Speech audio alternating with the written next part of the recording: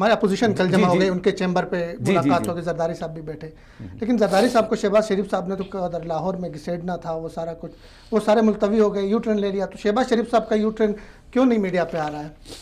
اچھا، بہت اچھی بات کی آپ۔ یہ بتائیں کہ ان کو اکٹھا کرنے میں کس نے کردار ادا کیا؟ تحریک انصاف نے ان دونوں کو اکٹھا کرنے کے لیے کیا کہ یہ ایک کمبائنڈ اپوزیشن بنے۔ لوگ پاکستان میں یہ تاثر دیا جا رہا ہے کہ یہ خدا نخواستہ این آر او کے لیے کر رہے ہیں، یا اپنے مقدمات کو التوا کرنے کے لیے، یا اس میں ریلیکس لینے کے لیے۔ ایسی قطعی کوئی بات نہیں ہے۔ ٹھیک ہے، ہمارا سٹینڈ مسلم لیگ نون کا وہی ہے جو پہلے تھا، اور پیپلز پارٹی کے ساتھ ہمارا جو اب پیچ اپ ہو رہا ہے یا جس کی اسٹریٹجی بنائی جا رہی ہے، اس کا مورک جو ہے وہ خود تحریک انصاف ہے۔ اس نے خود ان دونوں کو اس مقام پہ لا کھڑا کیا ہے کہ یہ اب جس اپوزیشن کا رول کریں گے، یہ موجودہ حکومت کے لیے بہت بھاری ہو جائے گا۔